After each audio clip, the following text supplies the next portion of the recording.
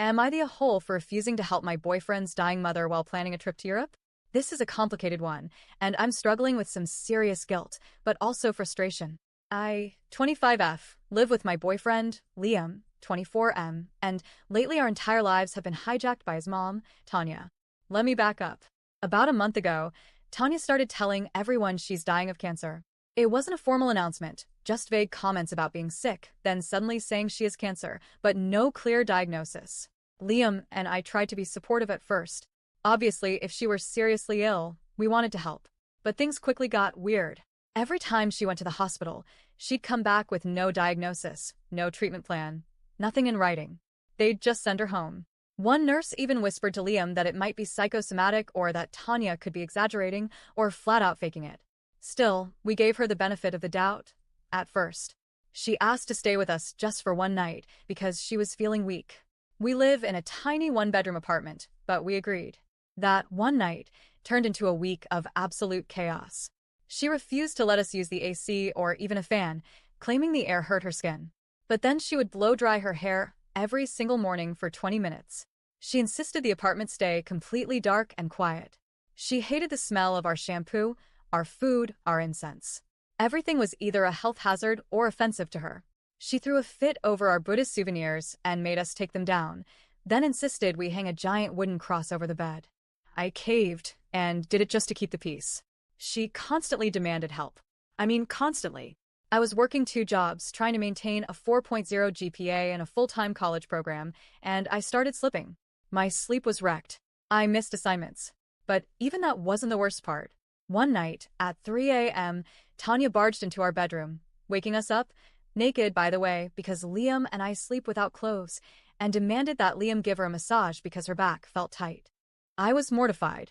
He tried to calm her down and offered to take her to the living room, but she acted like it was his duty to care for her, no matter the time or context. That was the first time I truly started thinking something is not right here.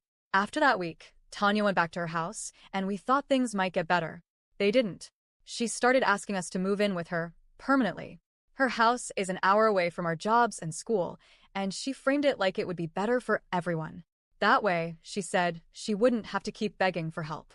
Meanwhile, her health story kept shifting. One week she needed an MRI, then the surgery was cancelled, then chemo was postponed due to some random infection. Then she had E. coli. It felt like every time we questioned what was happening, there was a new excuse. But still, no paperwork. No doctors.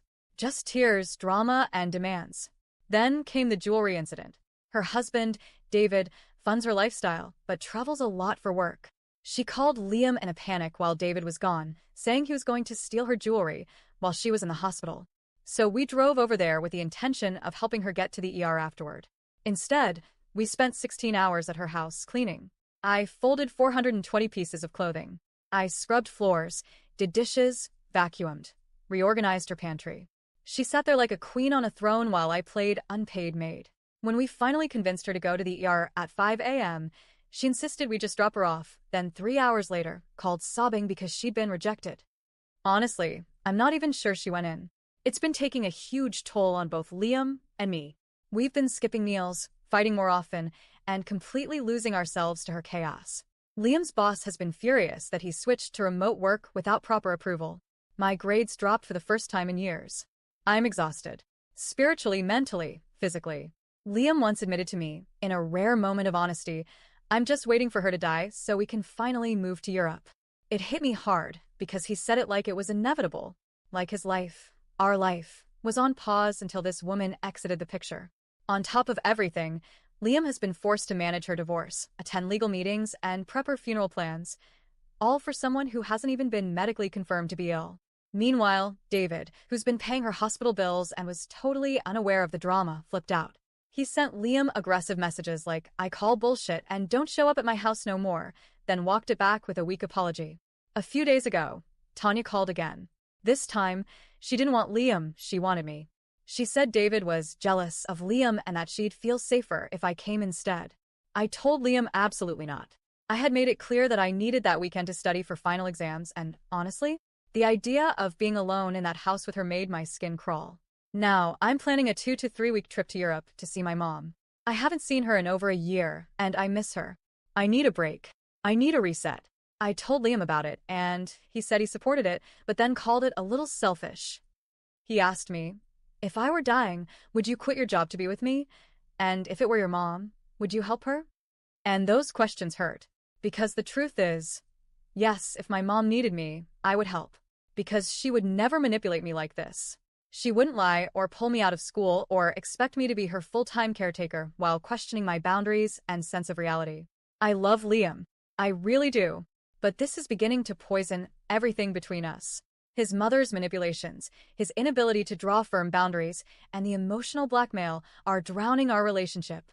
So now I'm asking you, am I the a-hole for refusing to help Tanya and choosing to go to Europe instead? Because part of me still feels guilty. But a bigger part of me feels like I'm finally standing up for myself.